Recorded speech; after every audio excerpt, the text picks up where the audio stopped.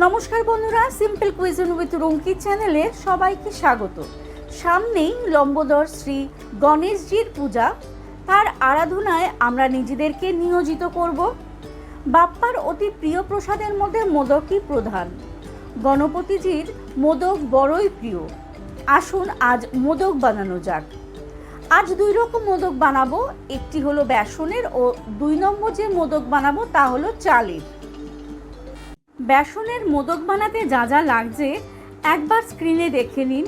ততক্ষণ আমি আপনাদের কাছে আমার চ্যানেলকে সাবস্ক্রাইব করে আমার পাশে থাকার আবদারটা করে নেব। লাইক এবং শেয়ার করতে কখনোই ভুলবেন না। কিছু কমেন্ট থাকলে তাও কমেন্ট বক্সে এসে আমাকে জানাতে পারেন। গ্যাসে কড়াই বসিয়ে দিয়েছি। কড়াই হালকা গরম হয়ে গেলে 60 ml ঘি আমি দিয়ে দেব। ঘি আমি এখানে একটু কম করে ব্যবহার করছি, পরে যদি লাগে তো দেওয়া যাবে। ঘি মেল্ট হয়ে গেলে গ্যাসের ফ্লেম লো টু মিডিয়াম করে দেব। ঘিয়ের সাথে এবার 1 কাপ অর্থাৎ 250 গ্রাম বেসন মিশিয়ে নেব। হালকা আঁচে বেসনকে ঘিয়ের সাথে নাড়তে থাকবো। নাড়তে নাড়তে খুব সুন্দর অ্যারোমা বের হবে।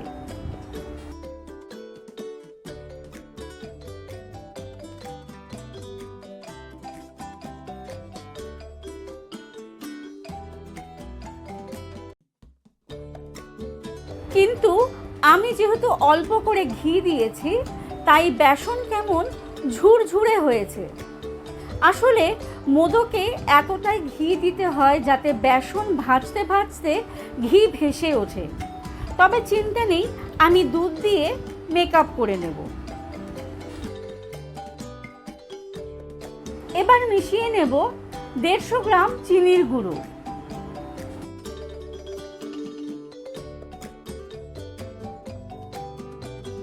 আমি বলেছিলাম বেসনে দুধ দেব, তবে 1 কাপ বেসনে 10 টাকার যে গুঁড়ো দুধ পাওয়া যায়, রুম টেম্পারেচারে রাখা লিকুইড দুধে এই গুঁড়ো দুধ মিশিয়ে তারপর মিশাবো। এতে একটু ক্ষীর ক্ষীর ভাব আসবে। সাথে সাথে মিশিয়ে নেব এলাচের দানার গুঁড়ো। এখানে 5-6টি এলাচের দানাকে আমি গুঁড়ো করে নিয়েছি। ততক্ষণ নাড়তে থাকবো যতক্ষণ না এরকম শুকনো হয়ে যায়, অর্থাৎ খুন্তি দিয়ে নাড়তেই পুরোটা সহজে উঠে আসে। এবার একে একটি পাত্রে নামিয়ে নেব। বাটিতেই এই মণ্ডকে ভালো করে মসৃণ করে নেব। আচ্ছা, আমি কিন্তু বেসনের এই মোদকে পুর দেব। এটি হলো খোয়া ক্ষীর, আমন্ড বাদাম, কাজু বাদাম, পেস্তা বাদাম, খেজুর ও কিশমিশের গুঁড়ো। মোদক বানানোর মোল্ডে এবার আমি একটু ঘি প্রেস করে নেব।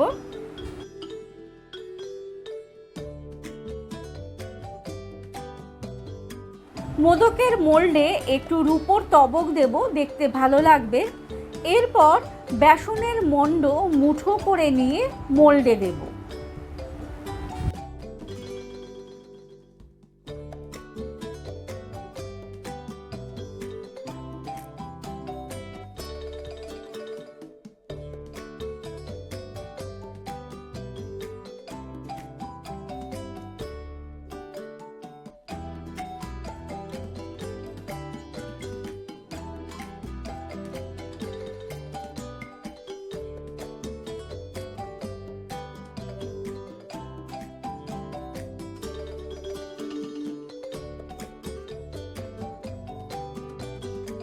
ঠিক এই মাঝখানটা দিয়ে বেসনের মণ্ড আমি তুলে নেব।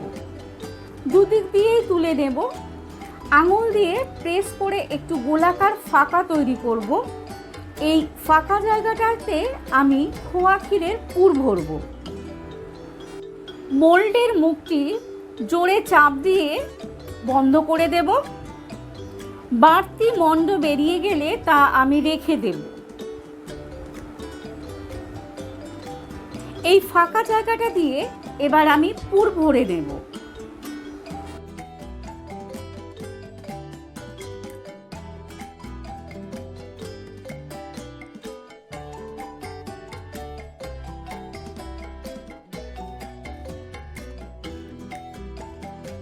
অল্প একটু বেসনের মণ্ড দিয়ে এই ফাঁকা জায়গার মুখটি বন্ধ করে দেব।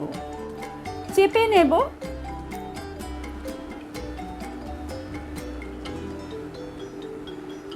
মোলটি খুললে দেখুন খুব সুন্দরভাবে মোদক তৈরি হয়ে গেছে।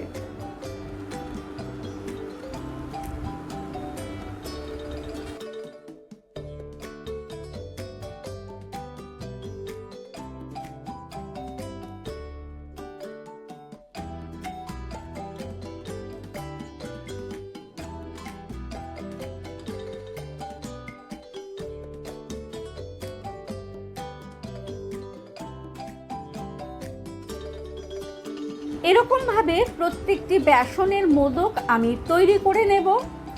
এইবার বানিয়ে নেব চালের মোদক। গোবিন্দভোগ চালকে ভিজিয়ে গুঁড়ো করে আমি সবসময় ফ্রিজে স্টোর করে রাখি। মোদক বানাতে গোবিন্দভোগ চালের গুঁড়োই যে লাগবে তার কোনো মানে নেই। সুগন্ধি চালের গুঁড়ো হলে সব থেকে মোদক ভালো হয়। আমি এখানে 1 কাপ অর্থাৎ 250 গ্রাম চালের গুঁড়ো নিয়ে নিলাম। চালের গুঁড়োর আমি মণ্ড বানিয়ে নেব, তাই গ্যাসে কড়াই বসিয়ে কফি কাপের 1 কাপ জল দিয়ে দেব। এবার দেব 1/4 চা চামচ নুন। জল গরম হলে চালের গুঁড়ো মিশিয়ে নেব।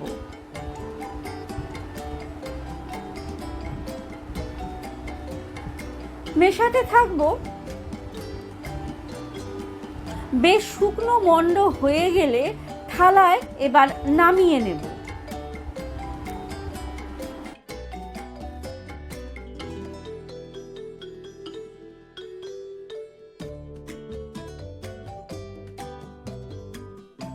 চালের মণ্ড গরম থাকতে থাকতেই ভালো করে মথে নেব। এখনো বেশ ভালো গরম আছে। ভালোভাবে মসৃণ করে নেব।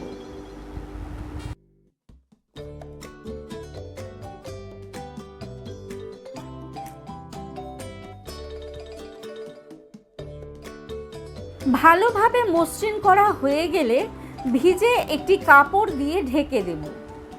আমার কাছে পরিষ্কার একটি রুমাল টাওয়াল আছে, তাই দিয়ে ঢেকে দিলাম। এদিকে নারকেলের পুর বানিয়ে নেব। চালের মোদক আসলে পুলি পিঠেরই অন্য রূপ।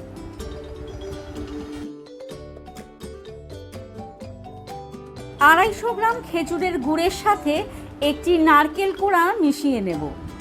নাড়তে নাড়তে একদম চ্যাটচ্যাটে মণ্ড তৈরি হয়ে যাবে।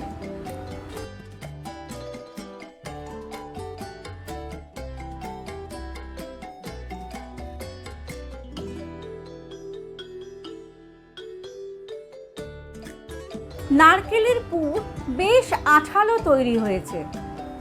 এবার একটি পাত্রে একে ট্রান্সফার করে দেব। নারকেলের পুরে মিশিয়ে নেব বেসনের যে পুর ছিল, খোয়া ক্ষীরের সাথে নানা রকম বাদাম বেঁচে গেছিল, তাই নারকেলের পুরের সাথে মিশিয়ে নেব। এটি যে করতেই হবে এমনটি নয়। বাড়তি পুর কি করব, মিশিয়েই নিলাম, খেতে ভালো লাগবে।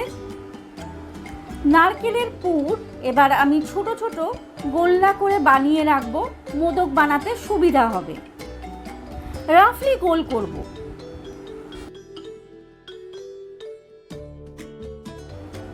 আবারও মোদকের মোল্ডে ঘি মাখিয়ে নেব। মণ্ড থেকে অল্প করে দুই দিকেই দিয়ে দেব।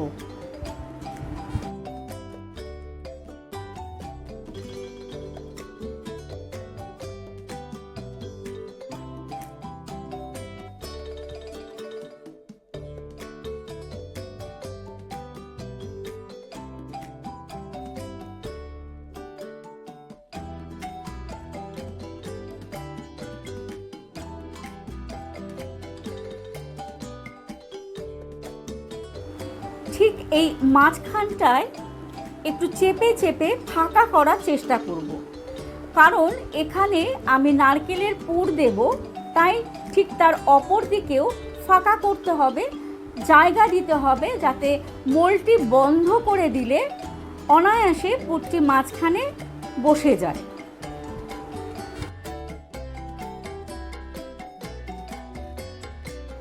মোল্ড বন্ধ করে বাড়তি মণ্ড পরিষ্কার করে নেব।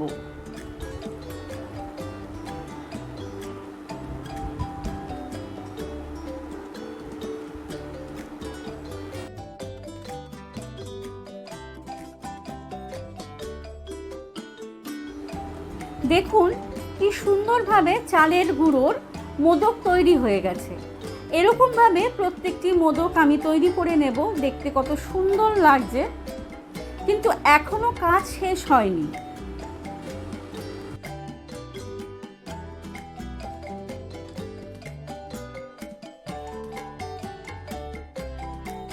ওপর থেকে একটু কেশর দিয়ে সাজিয়ে নেব।